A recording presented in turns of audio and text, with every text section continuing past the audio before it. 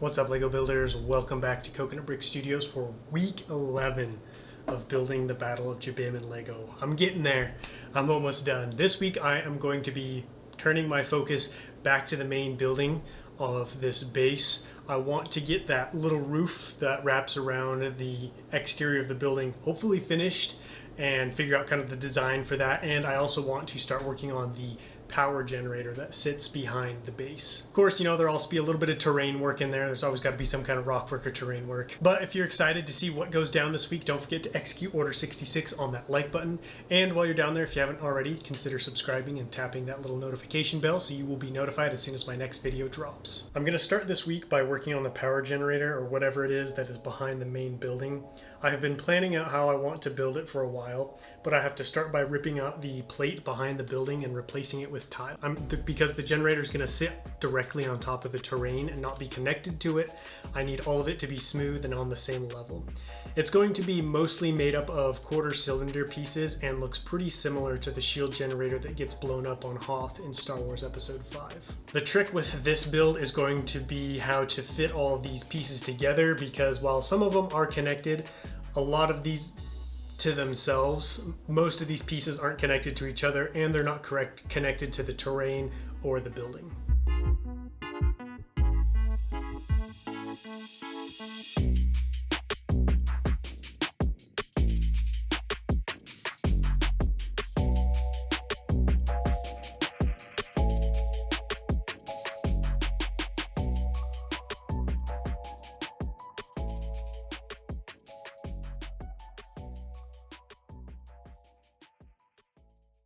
Here's a look at the finished generator. I did make some modifications after I put this together. So you saw in the time-lapse build, I used one of these quarter cylinder pieces, but it felt too long after I looked at the finished build. So I actually decided to use some of these smaller quarter cylinder. And you can see it's not a lot smaller. It's really only like one plate smaller, but it was enough of a difference that it just felt like it proportioned with the house better. I like the little gaps on it as well, just adds some more detail to this build. On the back side, to cover up some of those studs, I just placed some quarter tiles. Pretty simple stuff, but I like the way it looks, and it looks much better than with all of the studs exposed. The biggest problem I was having with this is how to keep it all together, because it's not hooked to the terrain, it's not hooked to the building, and a lot of these pieces aren't hooked to each other. And I came up with a solution that was pretty simple and gets the job done nicely.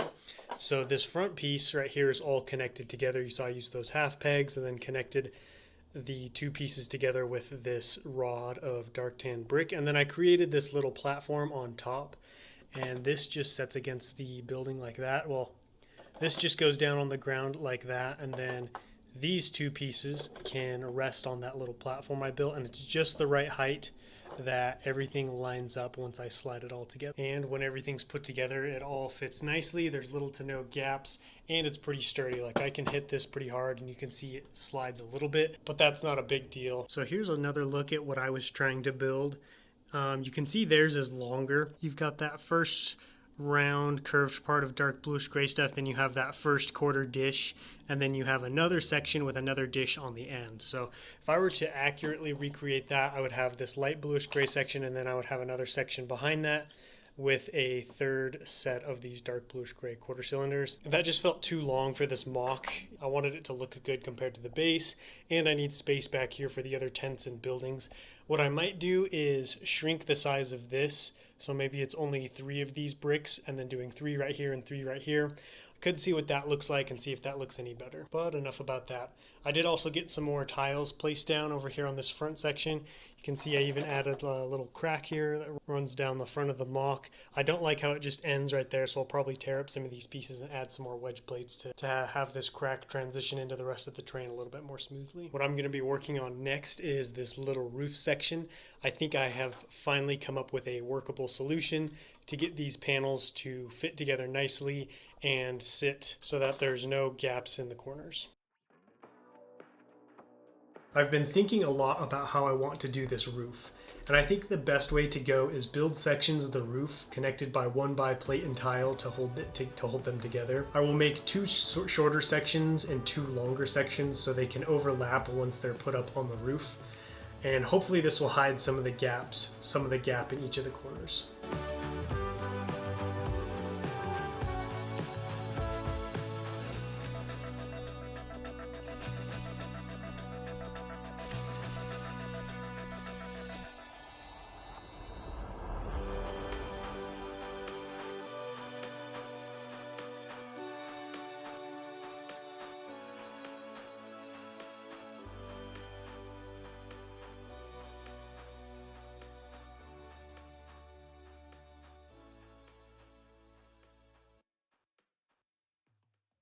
Here's one last look at Jabiim for the week. So here are those roof pieces that I got put on and built in that time lapse.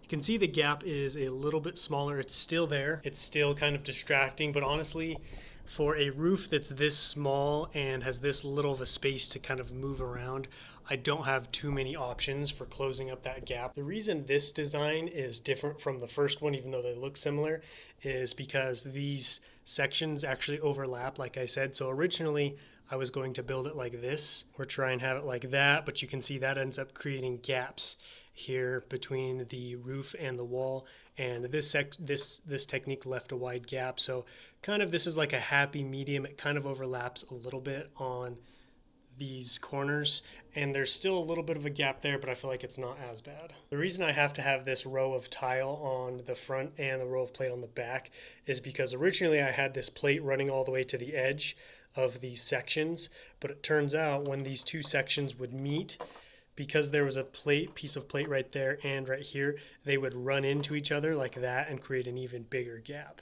So by sticking this tile on the front, it allowed me to keep a space right here so that when these two pieces fit together, I was able to put them a lot closer to each other. I may end up playing with it some more in the future. I'm just happy to have it on there now, and who knows, maybe now that it's built and on there, I may be able to make some adjustments that close up that gap later on. This roof and the wall, but honestly I feel like I'm nitpicking at that point. That doesn't matter, and you can't really even tell from a distance, so I think it looks pretty good, all things considered. I did also get some more plate put down over here.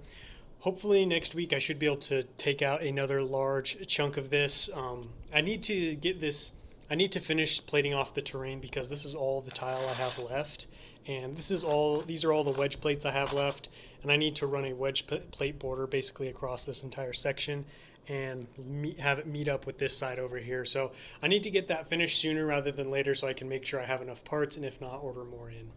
The last thing I want to show you guys is this shield generator. I keep calling it a shield generator for lack of a better word, but I ended up lengthening it by about 2.5 of these quarter cylinder bricks, and honestly it looks much better. I thought it was going to look bad longer, but I think it looks much better.